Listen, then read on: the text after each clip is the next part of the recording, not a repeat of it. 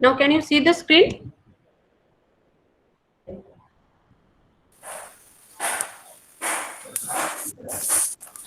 Please mute your mics, all of you. Can you see the screen now? No, ma'am. Huh? Ma'am पूरी black ही दिख रही screen. Black दिख रही है ma'am. Okay, okay, okay.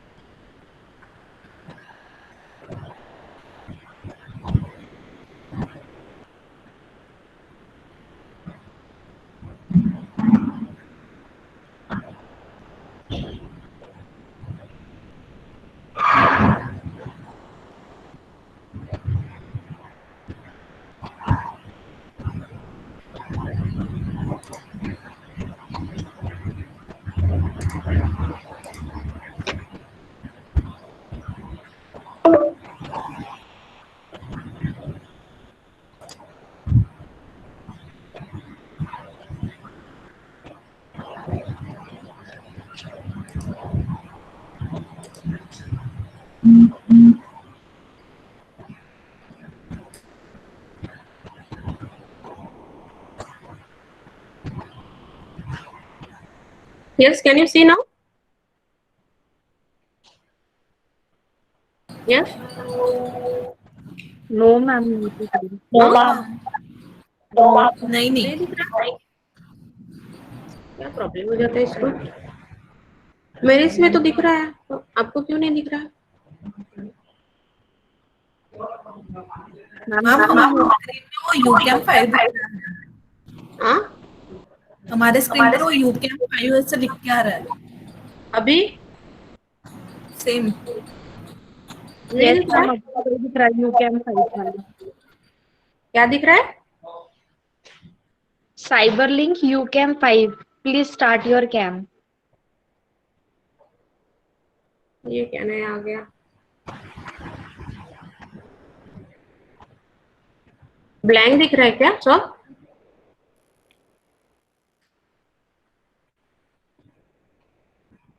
Ma'am आपका camera off है शायद। नहीं तो चालू किया ना।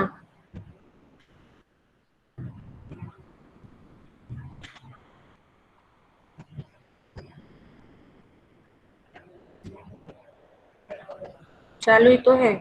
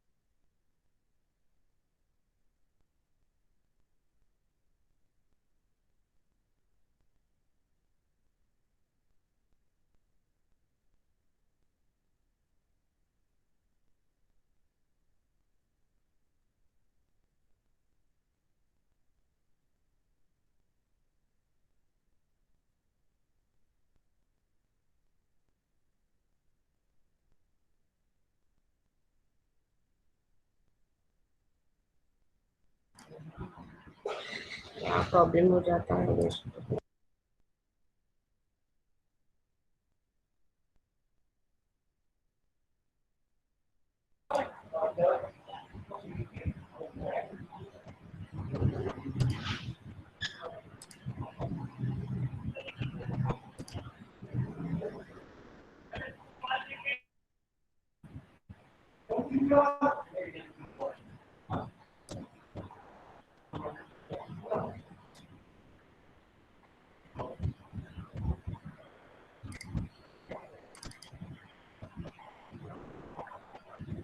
Yes, ma'am. Visible.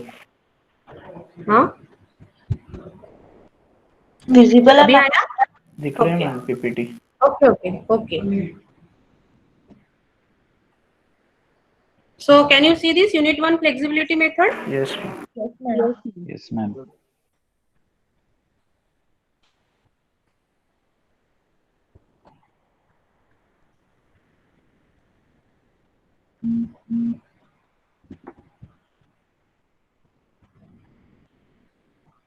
Okay. So here I will start now. Yes, am I audible? Yes, ma'am. Yes ma'am. Yes, ma'am. Yes, ma'am. Yes, ma'am. Yes, yes. We'll start. So last classes we have finished up the concept of the flexibility method. Okay. Now we will see the steps to solve the problems. First of all, we'll see the steps and then we will take a problem, numericals based on that. Okay. I'm audible and the screen is clear now. Yes, ma'am.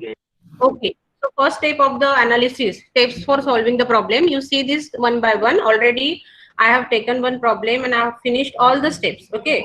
ये सिर्फ अपना एक revised portion है, ठीक है, जो आपको अभी फिर से एक बार उसको revise करना है. तो पहली step जो रहेगी, the first step of the analysis is to find out the degree of the static indeterminate. See, this is the first step of the analysis, which you can find out DOSI U minus K. Okay. Then we are going to take two type of the problem, DOSI equal to 1 and DOSI equal to 2, and we are solving only the analysis of beam. Okay, where the problem we will contain with sinking of support and without sinking of support.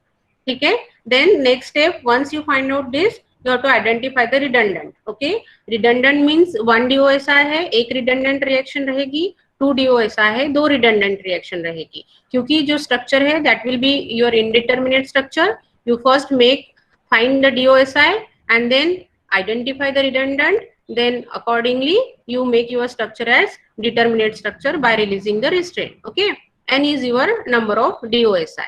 Then step number 2, once you find out this Q matrix means redundant reaction matrix, that may be the reaction.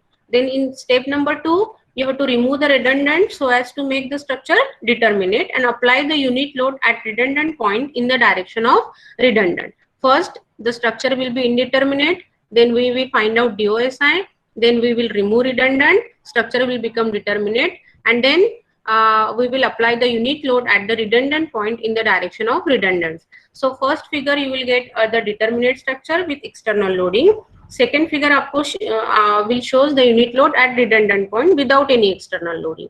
After making the structure determinate, you have to Draw the figure of determinate structure which shows only the external loading. Then in the third figure, you have to remove the external loading and you have to apply the unit load at the redundant point. Okay. So where redundant point will be where you will remove the support, that will be your redundant point. Then consider portion and draw section line through the desired portion. For UDL on span one portion, if there is a UDL, this deflection which we are finding out, there are the equations we are using directly to find out the deflection due to external loading and deflection due to unit loading. Directly there are equations that we are using. Okay. So for that we are using the integration. Okay, and we are using the bending equation, just like the bending equation is there, EI d square y by dx square is equal to mxx. अगर आप उसको integrate करोगे तो आपको dy by dx, that means slope मिलेगा. Again if you integrate it, you will get the deflection. So उसके लिए by considering that concept, the directly the equations are given in this method, and directly you have to use that equation and accordingly you have to find out. So for that we are taking a section line, okay, and in the portion of the beam, and then using that section line and integrating, we'll integrate it and accordingly we'll find out the value of the displacement. So if there is a UDL, throughout the span, we are taking only one section, and if there is a point load on a span, we are taking the two section, one to the LHS and one to the RHS portion with respect to the point load. So that will be clear to you when we are solving the problems. Okay. So this is your first step, to find the degree of static indeterminacy. Second step, remove redundant, make the structure determinate, and draw the figure of determinate structure and draw the figure of the unit load applying at the redundant point. Then in the third step, you have to find out you have to calculate the bending moment values. Okay, bending moment calculation karna hai. Okay, so to find out the bending moment values, we are taking the different sections, and once you will get the bending moment value, you can integrate it, you will get the value of deflection. Okay, so for that you have to make this table. The table is for the calculation of the bending moment value. Okay, so this is the portions, ये आपको ध्यान में रखना है फिलहाल. इसके बाद जो प्रॉब्लम लेंगे तो आपको ये पूरा क्लियर हो जाएगा. ठीक है, these are the title of the table: portion, origin, limit, EI, M1 and M2. Okay, so limit means span of that, and then we are selecting a portion where we will take a section line. Okay, and you have to find out this value. These values are the moment values. Okay, bending moment. Once you get the bending moment value, you will be able to find out the values of the deflection. Okay, like this equation, EI d square y by dx square is equal to mxx. Mxx is the moment about the section line xx. Okay, if you integrate it, you will get value of slope. If you again integrate it, you will get the value of deflection. So directly we'll use that equation of integration and we'll find out the values of the deflection. So for that you need to calculate first of all the values of the bending moments. Okay, so what is the meaning of M? M is the moment due to external loading about the section line. Capital M is the moment due to the external loading. Okay, whatever the external load acting on your beam, that M will gives you the value of that. Then M1 is the moment due to unit load. 1 stands for the unit load. Moment due to unit load at redundant point 1 about the section line. M1 means the moment due to unit load. You will apply it at the first redundant point, and M2 is the moment due to unit load. You will apply the unit load at the second redundant point. If there is a DOSI is 2, means in that case the redundant points will be two redundant reactions. If there is a DOSI is 1, only there will be up to the value of M1. Okay, there will be no value of M2. M1 means moment applied due to the unit load applied at the first redundant point, and M2 is the moment applied due to the unit load applied at the second redundant point. Okay, then you have to find out once you calculate all this value in this table, okay, M1, M2, you have to go to the next step. You have to find out the displacement matrix, that is denoted by DQL. DQL means displacement due to the external loading. Okay, so directly यहाँ पे formula दिया हुआ है. Your DQL matrix will be DQL1, DQL2, DQL3, but here we are going to concern only with 2 DOSI problem. Okay, so there will be only the value of DQL1 and DQL2. Okay, so DQL1 directly with the help of this formula you can find out the value of DQL1. That means DQL1 is displacement due to external loading. तो step number 4 में आपको displacement matrix की value निकालनी है। सो dql1 is 0 to x m into m1 into dx by ei।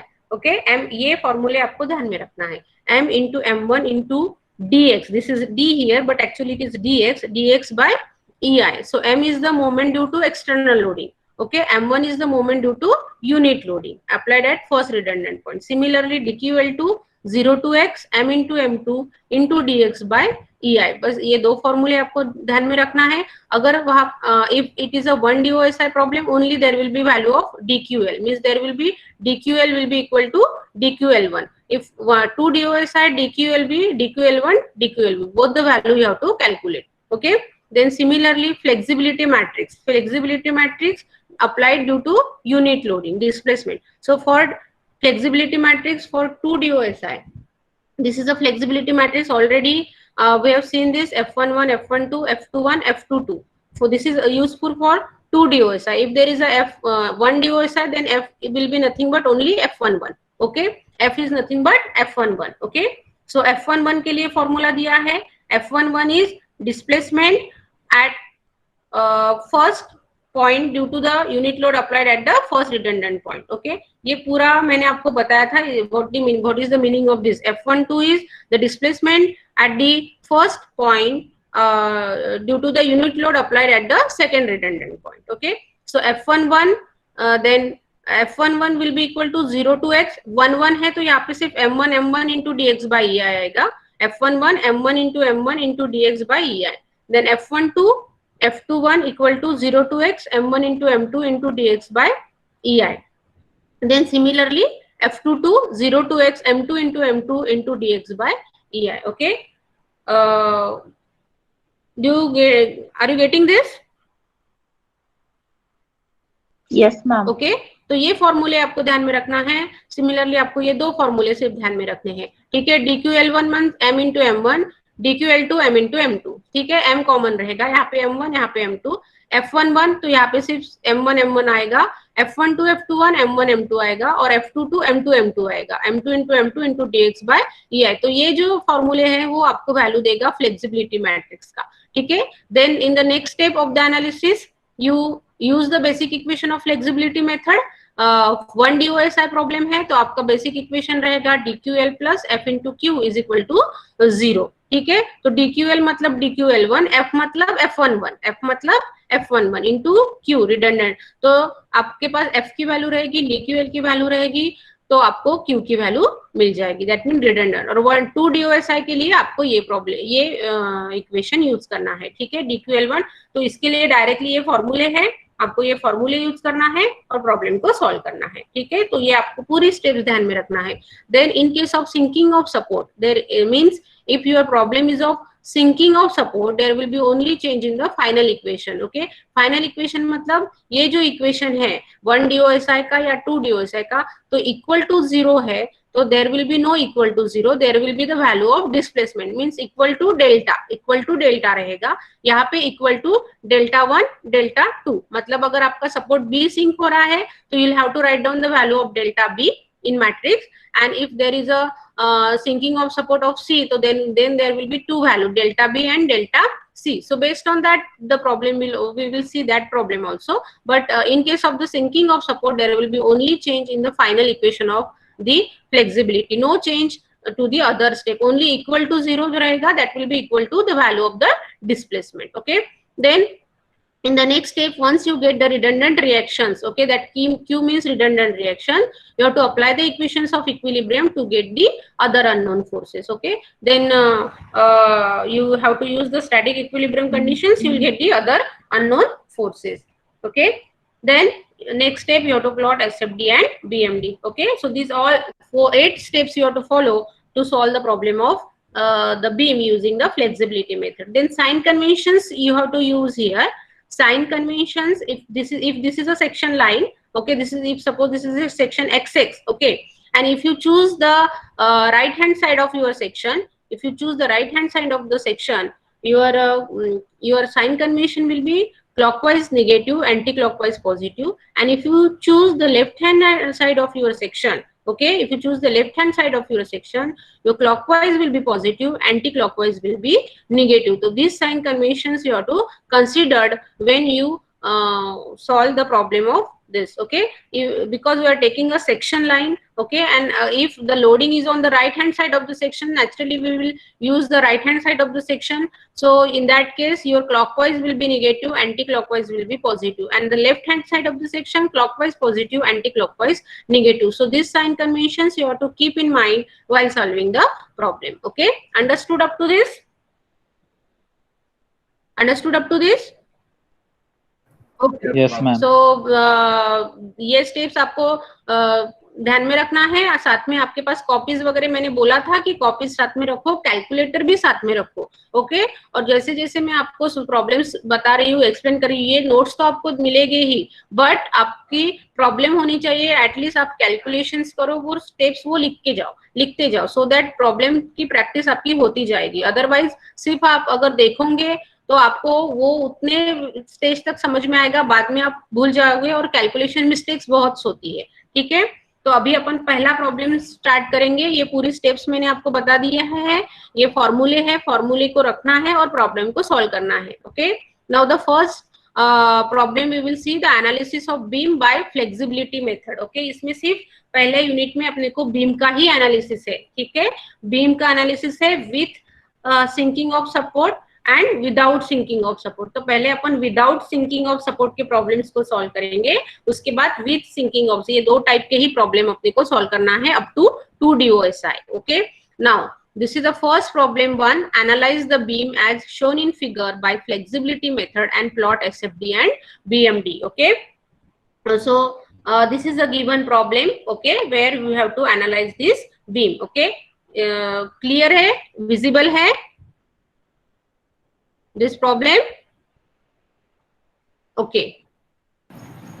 Okay, so this is the problem. Yes, ma'am. Okay, now this is a beam you have to analyze. So सबसे पहले आपको क्या करना है, सबसे पहले you have to show the unknown reactions to this beam. You have to show the unknown reactions. Without axial deformation है, we will not show the axial force. Okay, and we will not consider that conditions of equilibrium, that is summation effects will not be considered. Okay, so सबसे पहले this is a, you have to identify that whether the beam is a beam indeterminate ही structure को अपन analyse कर रहे हैं, तो statically indeterminate structure, तो बीम आपका इंडिटरमिनेट ही रहेगा। But how it is to be indeterminate, वो अपने को DOSI निकालने के बाद समझ में आएगा, या फिर अननोन रिएक्शन शो करने के बाद अपने को समझ में आएगा। तो यहाँ पे this is a fix support, will show the reactions, one in the vertical direction and one the movement, will not show the horizontal reactions. Okay, so there are 2 unknown reactions at this fixed support and there is 1 unknown reactions to the roller support. So total unknown reactions are 3. Okay, and available conditions of equilibrium are only 2. That means summation Fy equal to 0, summation of M equal to 0. So 3 minus 2 equal to 1. So what is the DOSI of this figure? DOSI equal to 1. DOSI हो गया 1, मतलब your structure is indeterminate structure to 1 degree. Okay, 1 degree पे indeterminate है, means you have to release any of the reaction, you have to release the redundant. Okay, any of the redundant you have to release so that your structure will become a determinate structure. Okay, so step by step we will solve it. Okay, so first you can see here, here in the first step I have calculated the degree of the static indeterminacy, where you can see here I've shown it here.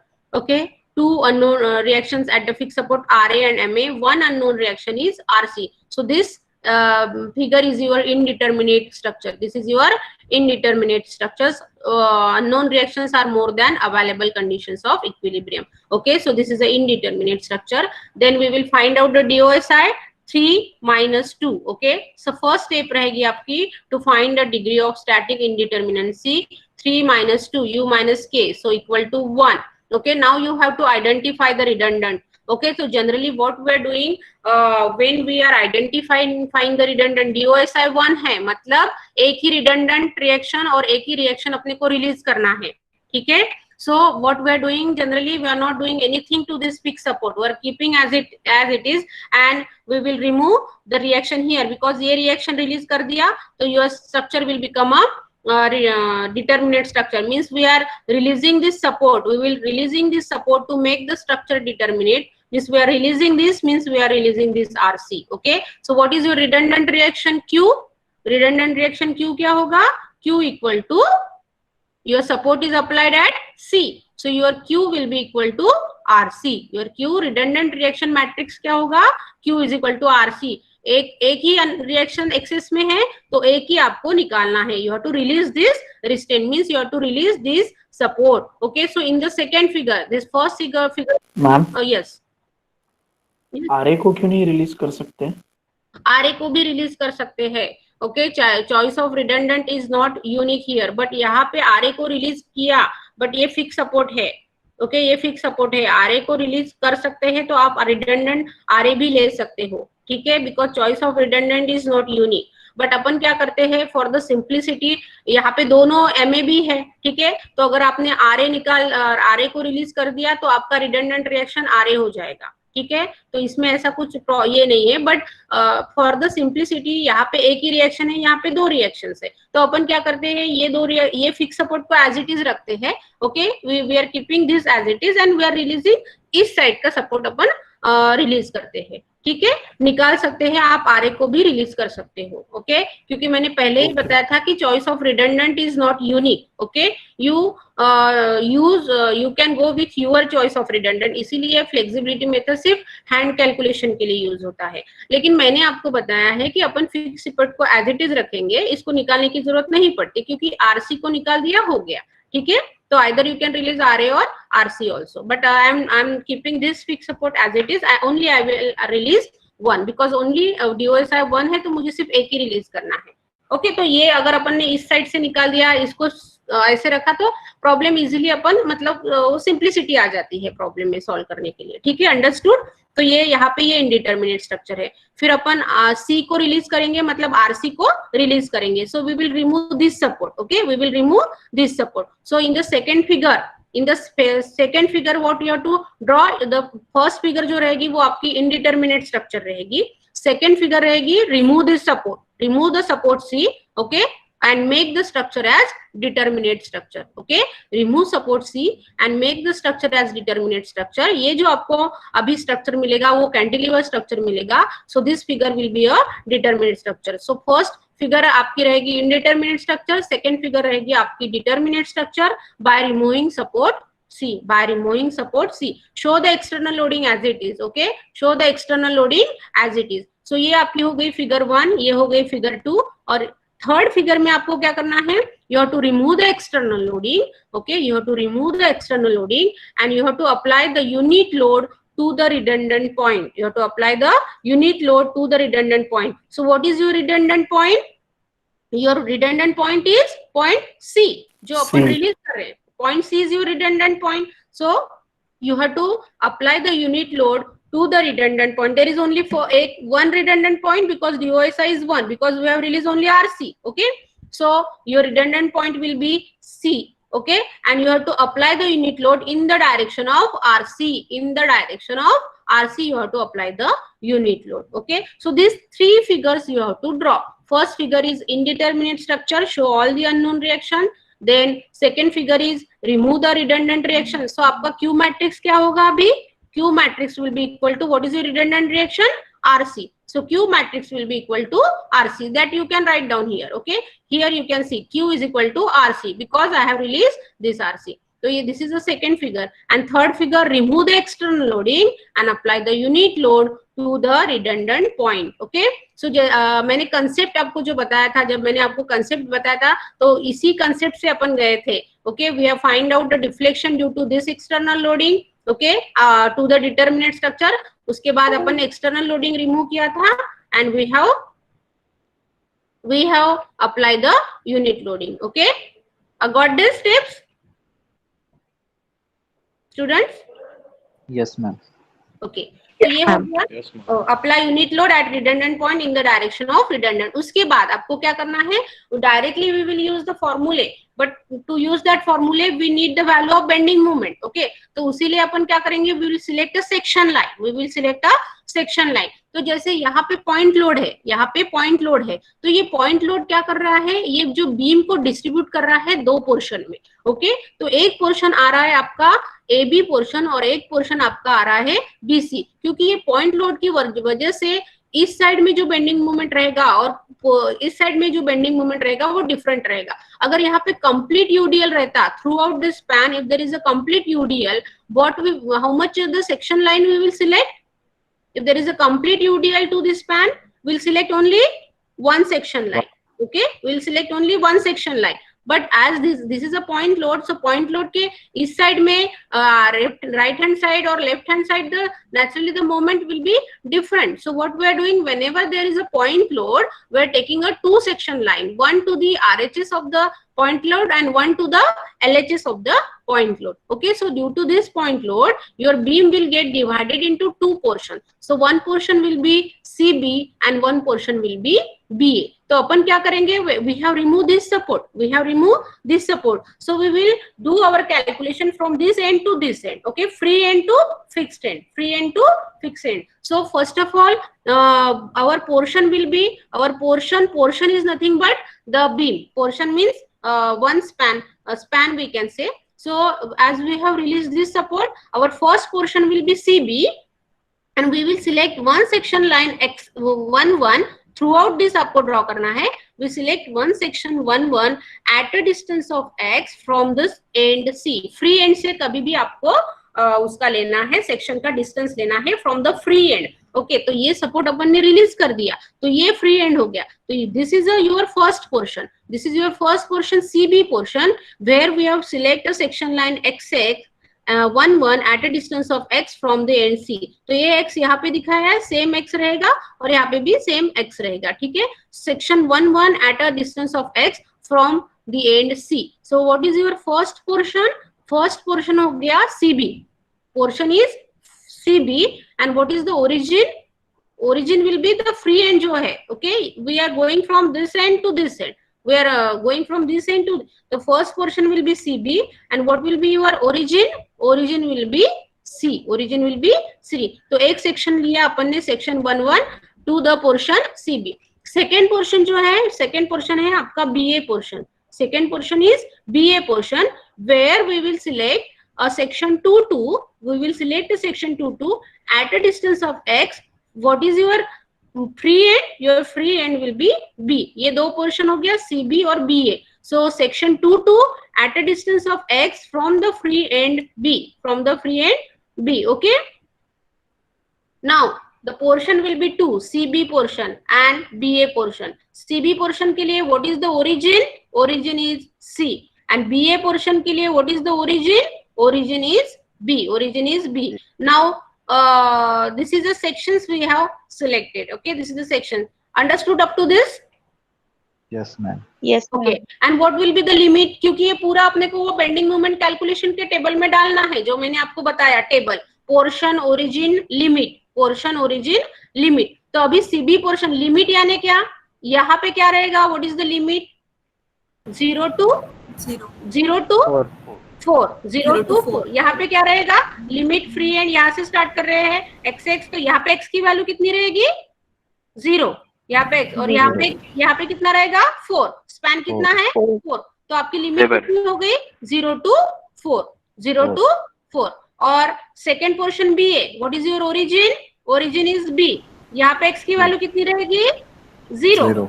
Okay, don't calculate here. ये अपन second portion लिया, तो यहाँ पे limit होगी 0 और यहाँ तक B to A और यहाँ पे कितनी होगी? 0 to 3. 0 to 3. Okay, what is the EI value? EI value for portion CB 1. EI is equal to EI, है ना? और यहाँ पे पोर्शन BA के लिए EI की वैल्यू कितनी है? 2EI. 2EI. तो ये आपको पूरा दिया रहेगा I और ये 2I. तो ये पूरा आपको लेना है. तो समझ में आया? ये 3 फिगर निकाली, उसके बाद सेक्शन सिलेक्ट किए, उसके बाद सेक्शन लिया अपन ने at a distance of X from the free and. तो अपन पूरा जो कैलकुलेशंस है वो पूरा अपन यहाँ से ले रहे हैं, CB और BA फ्रॉम फ्री एंड से. Okay, understood up to this? Then we will go to next. Yes, ma'am. हाँ Yes, ma'am. ये निकाल दिया। स्टेप 1 हो गई। Q redundant reaction RC, support C release किया, आरसी हो गया। देखो अभी टेबल में स्टेप 2 मींस टेबल, ये टेबल का है to calculate the values of bending moment, to calculate the value of bending moment. तो मैंने अभी आपको एक्सप्लेन किया portion CB, portion BA, portion CB, portion BA. Origin is C और बीए के लिए ओरिजिन क्या है, बी।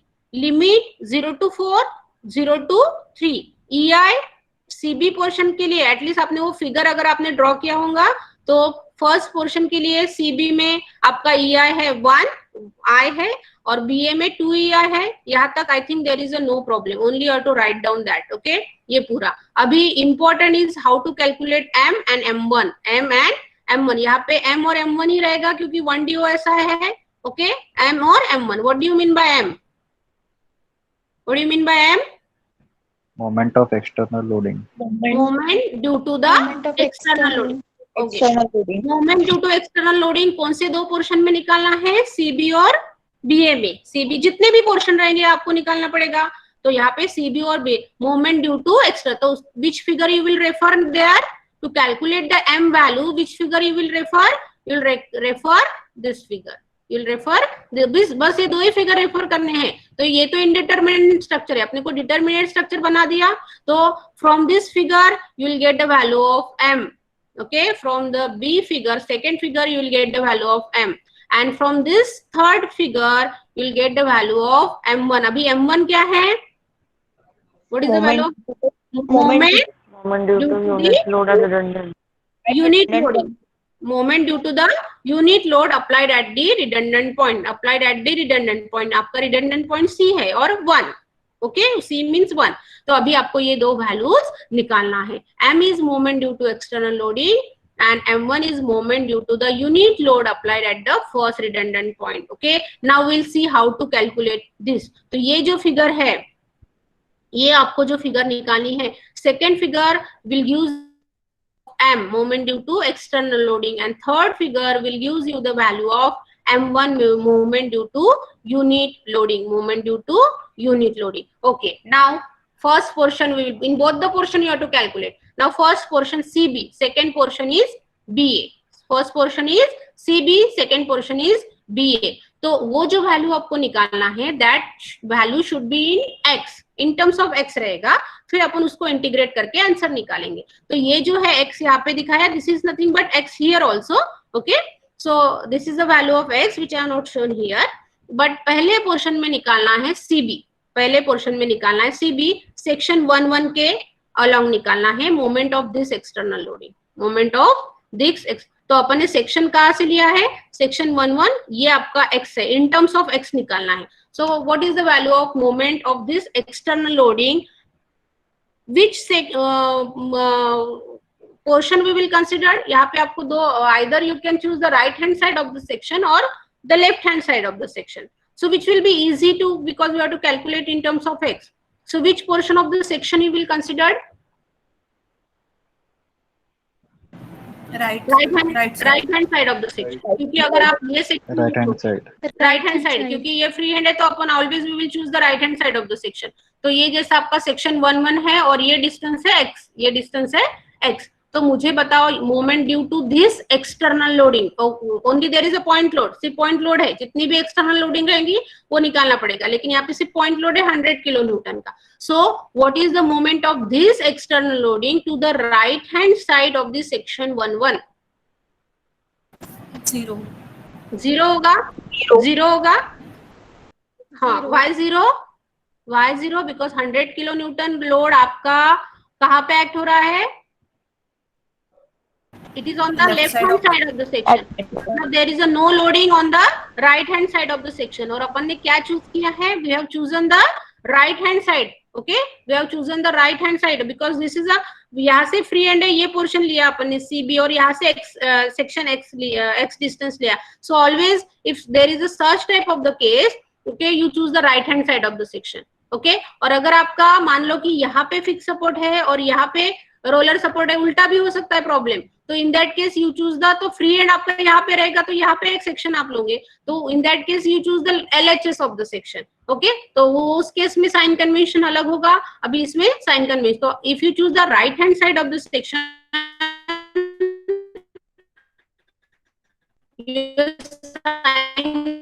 मैम आवाज नहीं आ रही है। मैम हेलो, आवाज नहीं आ रही है। आवाज नहीं आ रही है? मैम आपकी आवाज ब्रेक हो रही थी मैम। अभी आ हाँ, रही वो है। थोड़ा कनेक्शन का प्रॉब्लम होता है ना, उतना आपको समझना पड़ेगा। अभी आया? हाँ, मैम हाँ, आप अभी वीडियो एक बंद मिनट कर देंगे तो और रिपीट अच्छी कर आवाज दीजिए आएंगी sir. Ma'am, okay okay okay. और फिर वो नेट भी कम जाता है मैम, डाटा भी कम लगता है।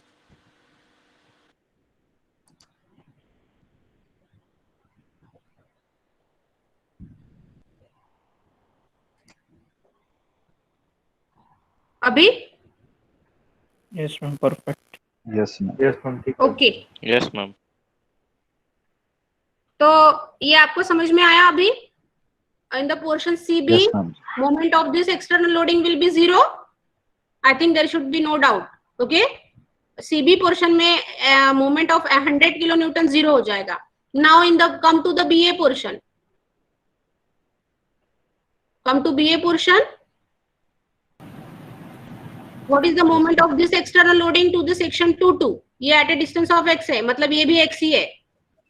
in 100 terms of x निकालना है अपने को। 100x 100 minus minus 100 force into perpendicular distance.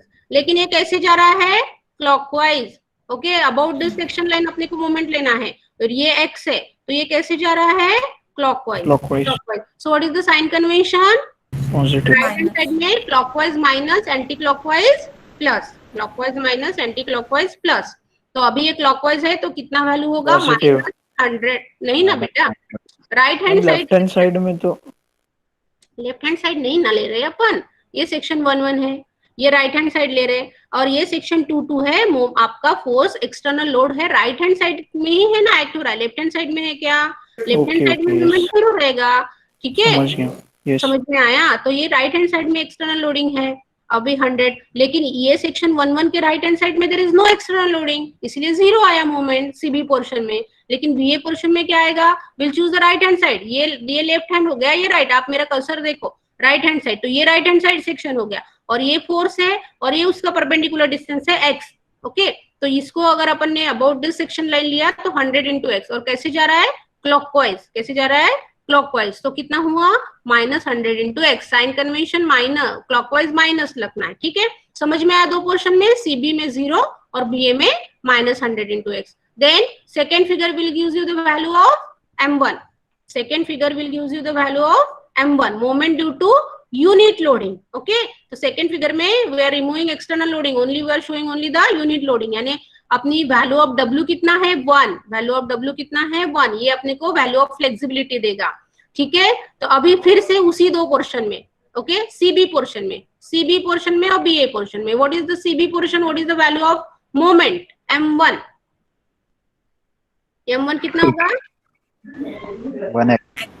ये देखो, 1x 1 into x, 1 into x, आपको 1 into x लिखना पड़ेगा, because 1 indicates the application of unit load. ठीक है, सो 1 into x कैसे जा रहा है? ये anti clockwise. Anti. Okay, about which section line? About section 11 अपने को मोमेंट लेना है, तो ये कैसे जा रहा है? एंटी क्लॉकवाइज जा रहा है। तो साइन कन्वेंशन क्या है एंटी क्लॉकवाइज के लिए? Plus. Positive. 1 into x, 1 into x। CB portion में कितना मोमेंट आया?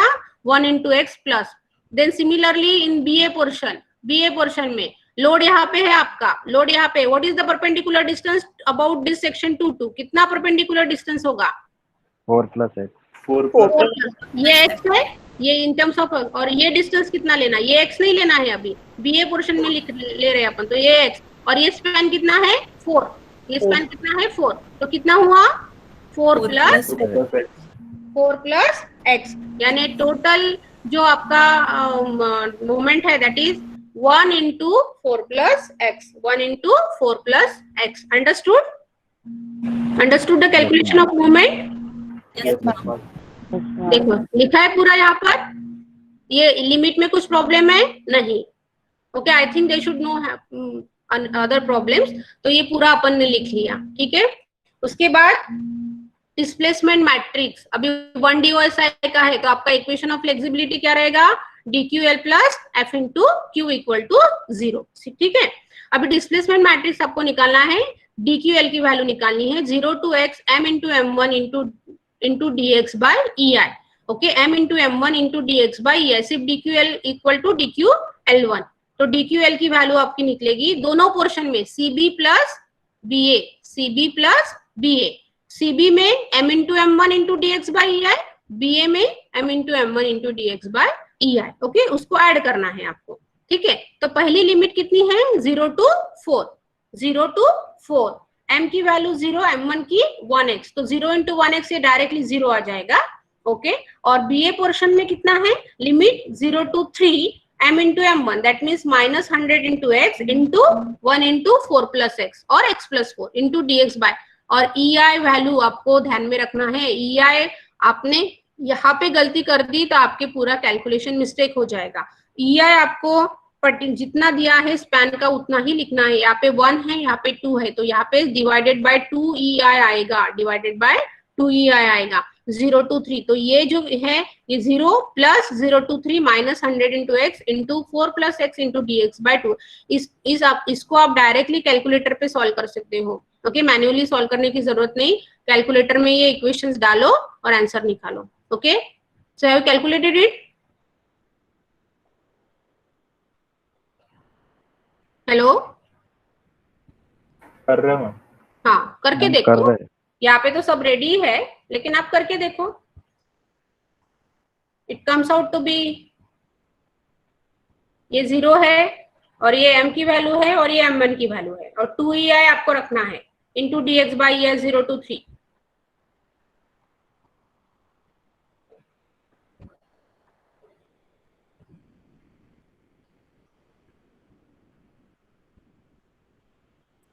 आ रही है मैम? हाँ, DQL आ रहा है -1350 बाय EI, DQL की वैल्यू आ रही है -1, ये इन टर्म्स ऑफ EI ही आएगी, -1350 बाय EI। ये मिल गया अपने को डिस्प्लेसमेंट मैट्रिक्स की वैल्यू। ओके, उसके बाद फ्लेक्सिबिलिटी मैट्रिक्स, तो यहाँ पे कौन सा इक्वेशन आएगा, F का F11 is equal to 0 to x m1 into m1 into dx by EI, ये फ्लेक्सिबिलिटी कोएफिशिएंट और सिंपली फ्लेक्सिबिलिटी मैट्रिक्स बोल सकते हैं आप उसको। ठीक है, तो आपकी स्टेप नंबर ये हो गई 3। इसके बाद step number 4 to find the flexibility matrix और flexibility coefficient. So F is nothing but F11 m1 into dx by EI, 1 है m1 दोनों पोर्शन में फिर से कैलकुलेट करना है, दोनों पोर्शन में CB BA m1 into m1, okay, m1 into m1, यानी यहाँ पे 1x into dx by EI and x plus 4 into dx by twice EI, दोनों पोर्शन में आएगा ऐड करके। देखो 0 to 4 x square dx by EI plus 0 to 3 4 plus x square dx by EI। Directly इसको calculator में put करो, integration use करके directly आपको आंसर मिलेगा 67.83 by EI, 67.83 bye EI।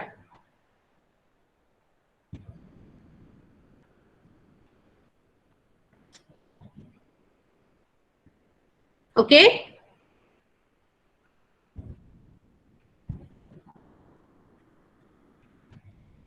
Okay, ma'am.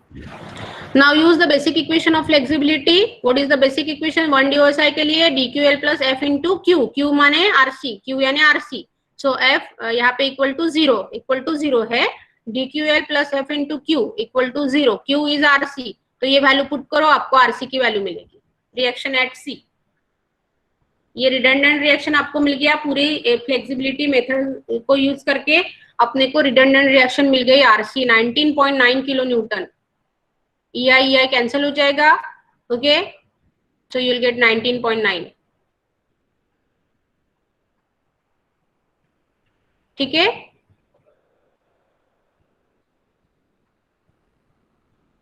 Then RC मिल गया आपको,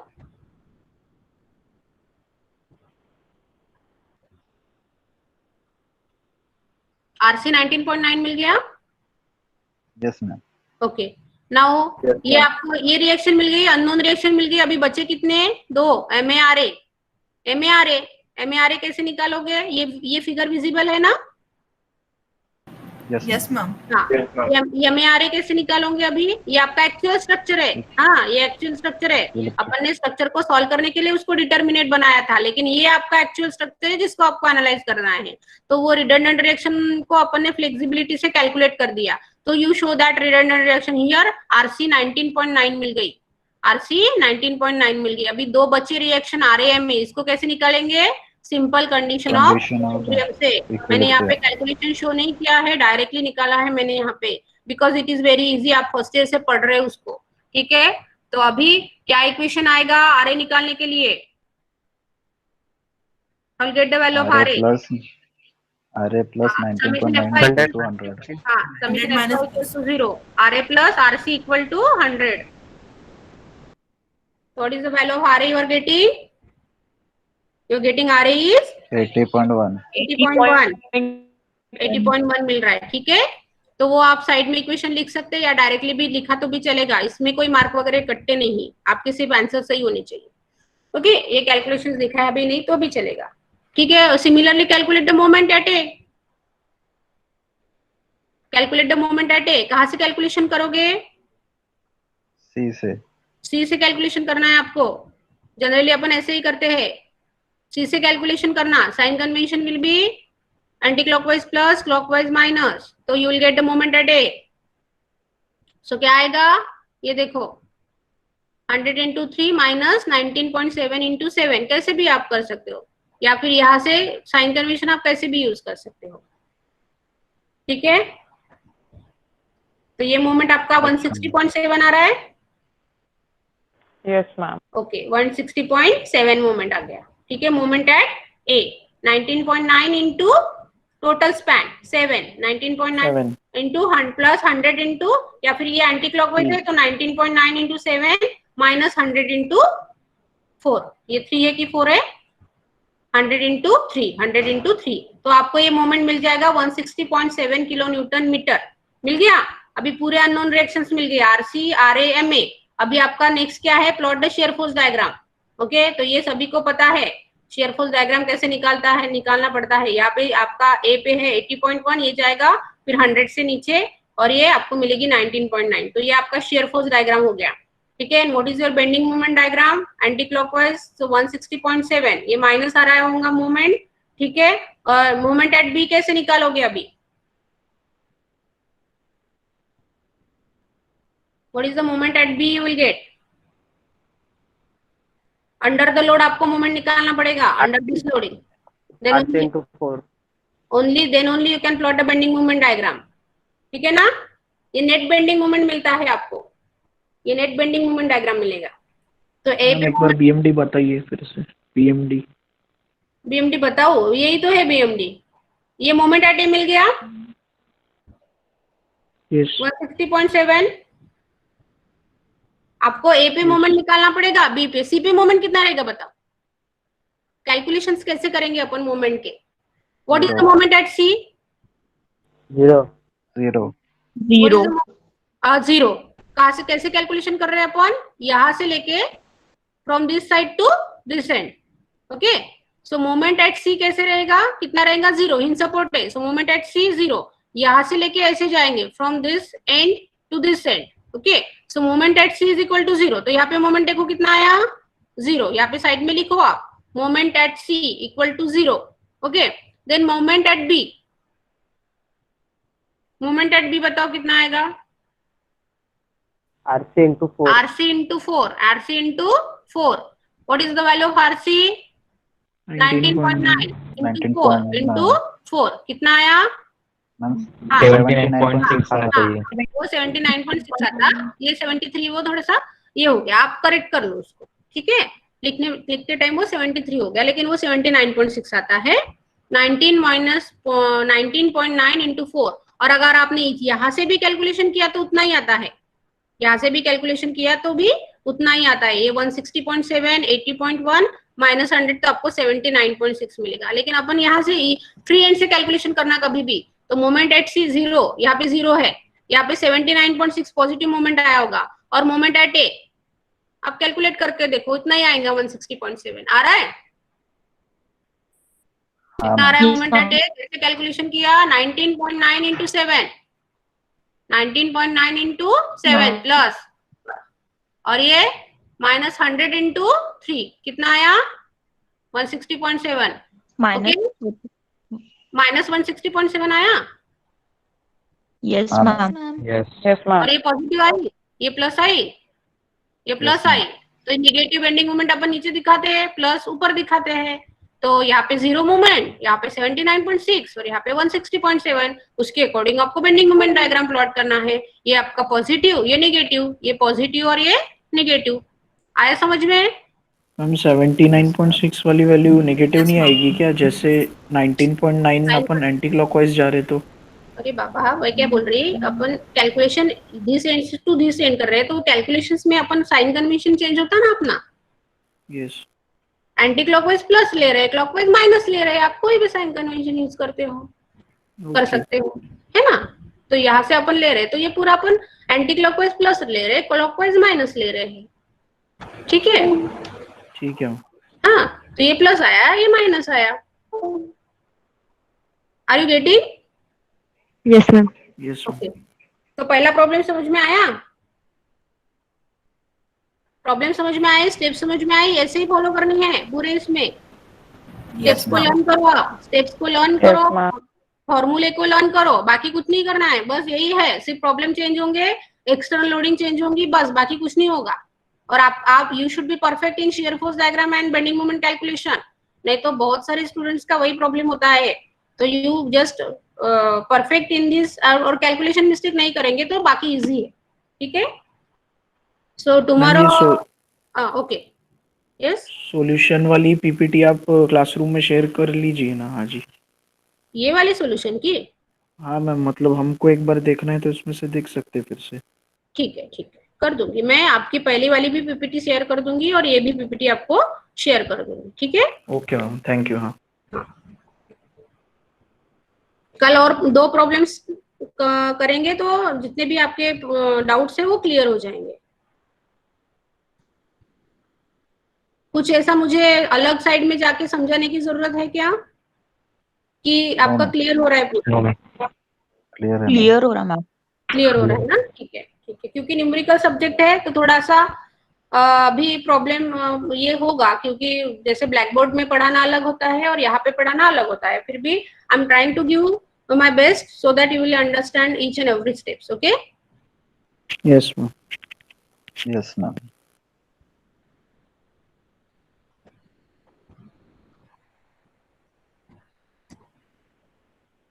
मैम क्विज है क्या आज?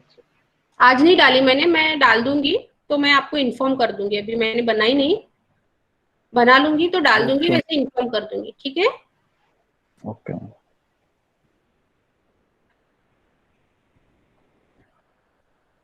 Thank you, ma'am. Thank you ma'am don't leave, I am taking the attendance. Yes, ma'am.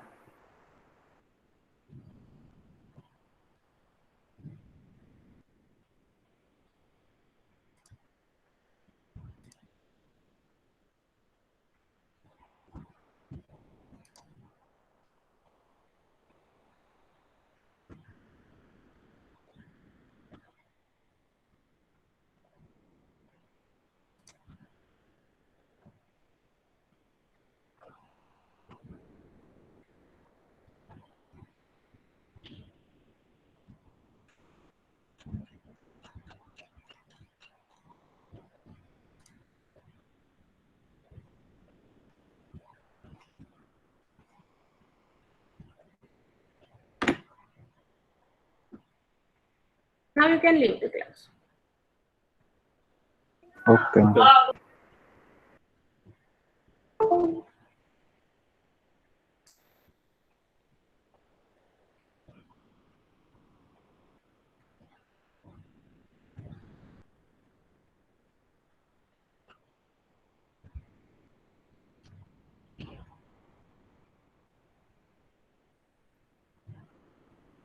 Leave कर सकते हैं क्या? हाँ, यू कैन लीव।